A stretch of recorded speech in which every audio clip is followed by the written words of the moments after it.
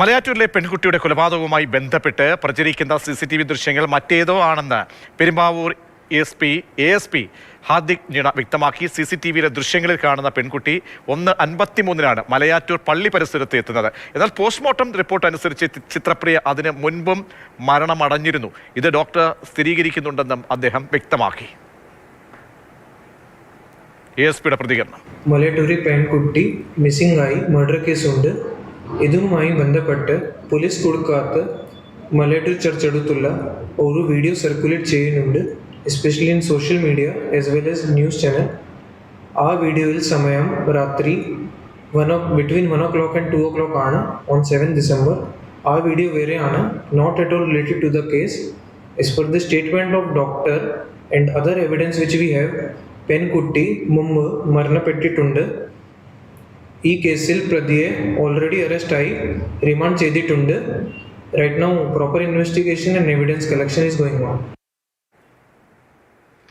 ബിജു പങ്കജ് ചേരുന്നുണ്ട് വാർത്തയുടെ വിവരങ്ങൾ നൽകാൻ. ബിജു, സ്നേഹമോളാണ് ചേരുന്നത്. സ്നേഹ, കുടുംബം നേരത്തെ ബന്ധു പറഞ്ഞ ആരോപണങ്ങളൊക്കെ ഉണ്ടായിരുന്നു.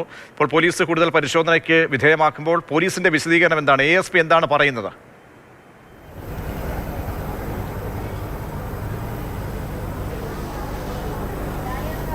പ്രജീഷ്, ഇന്ന് രാവിലെയോട് കൂടിയാണ് ഈ മരണപ്പെട്ട ചിത്രപ്രിയയുടെ ബന്ധു സമൂഹ മാധ്യമങ്ങളിൽ ഈ ചിത്രപ്രിയയുടെ മരണവുമായി ബന്ധപ്പെട്ട് പ്രചരിക്കുന്ന CCTV ദൃശ്യങ്ങളിലുള്ളത് ചിത്രപ്രിയയല്ല എന്ന് വ്യക്തമാക്കുന്നത്.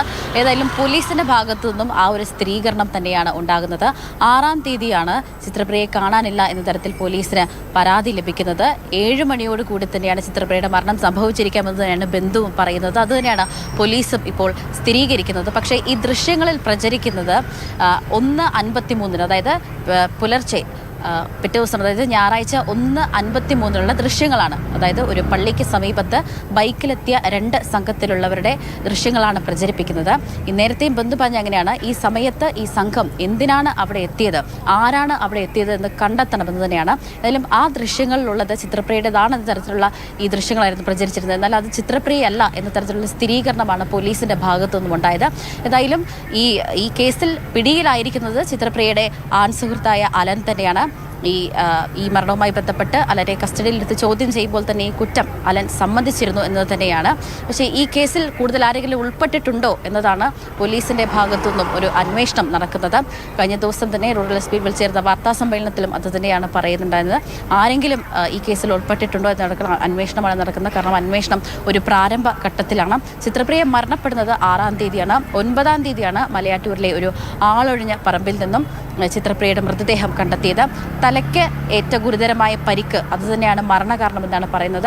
അലനും ഈ ചോദ്യം ചെയ്യലിൽ സംബന്ധിച്ച് അതുതന്നെയാണ്. ഈ ചിത്രപ്രിയയിലുള്ള ഒരു ദേഷ്യം, അതായത് മറ്റ് ബന്ധങ്ങളുണ്ടോ എന്ന സംശയത്തെ തുടർന്ന് ഇരുവരും തമ്മിൽ വാക്കുതർക്കമുണ്ടായി. അങ്ങനെ മദ്യലഹരിയിൽ ഈ ചിത്രപ്രിയയെ ദേഷ്യം വന്നതുകൊണ്ട് തന്നെ അടിച്ച് കൊലപ്പെടുത്തി എന്ന് തന്നെയാണ് അലനും നൽകുന്ന മൊഴി. ഏതായാലും മറ്റ് കാര്യങ്ങളൊക്കെ ഇനി മറ്റേതെങ്കിലും തരത്തിലുള്ള സ്വാധീനമുണ്ടോ, സഹായമുണ്ടോ എന്ന കാര്യമൊക്കെ പോലീസ് അന്വേഷിച്ചു വരികയാണ്. പ്രജീഷ്.